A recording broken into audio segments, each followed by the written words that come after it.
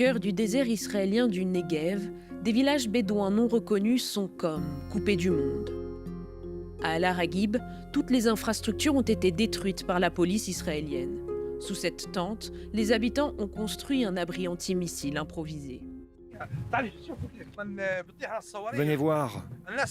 Quand les gens entendent les sirènes, ils commencent à courir et ils se réfugient ici. L'abri peut contenir 12 à 13 personnes. Les roquettes tombent à côté de nous. La dernière est tombée vraiment près. Par là, à environ 100 mètres. L'État israélien n'a jamais reconnu ces villages bédouins et revendique la propriété des terres. Alors les habitants disent ne pas pouvoir obtenir de permis de construire. Depuis 2010, les bulldozers israéliens ont détruit Al-Aragib plus de 200 fois. Mais à chaque fois, Aziz et sa famille entreprennent de reconstruire leurs habitations.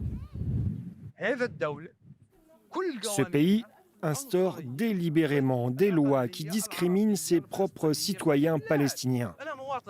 Ces lois sont racistes envers la minorité palestinienne. Moi, je suis un citoyen d'Israël, mais ce n'est pas mon État.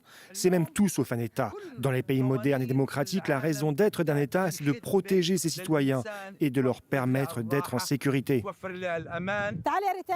Environ 55% de la population bédouine d'Israël vit sous le seuil de pauvreté. Sabah Haddouri nous montre les conditions de vie de sa famille sous cette modeste tente. Elle confie qu'elle attend souvent 2 ou 3 jours pour doucher ses petits-enfants. C'est ça, nos vies à Al-Aragib. On vit comme si on avait fait un recul dans le temps de 100 ans, comme nos mères et nos grands-mères avant nous.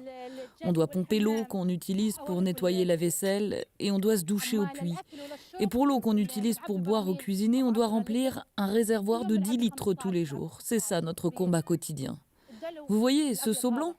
Eh bien, c'est notre urinoir. C'est comme si on était revenu 100 ans en arrière, à l'époque de nos ancêtres. Il n'y a aucune infrastructure. Alors qu'Israël s'enlise dans une guerre très coûteuse à Gaza, le gouvernement met sur pied un vaste plan de réduction des dépenses. Beaucoup de ces coupes de budget concerneront les communautés palestiniennes d'Israël.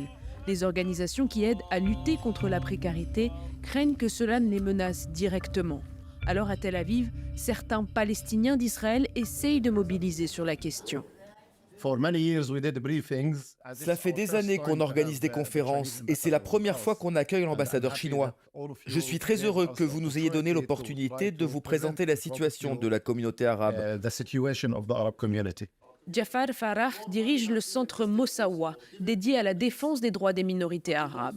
Ce jour-là, il organise une conférence auprès de diplomates étrangers pour trouver des financements alternatifs au gouvernement. Avec ce nouveau plan budgétaire, les réductions globales s'élèvent à environ 5%. Mais la réduction pour les citoyens arabes palestiniens est disproportionnée. C'est environ 15% pour les 3 prochaines années. Alors que la situation était déjà très préoccupante, même avant la guerre. Notre société est confrontée à des taux de pauvreté très hauts, au crime et à la violence. Le budget visait à résoudre ces problèmes en investissant dans les zones industrielles et les infrastructures pour réduire les écarts. Au lieu de traiter ces fonds comme des dons, ils devraient être considérés comme des investissements visant à créer des opportunités économiques et à atténuer ces disparités. À 1 heure de route de Tel Aviv, la région d'Oum al-Faham borde la frontière avec la Cisjordanie.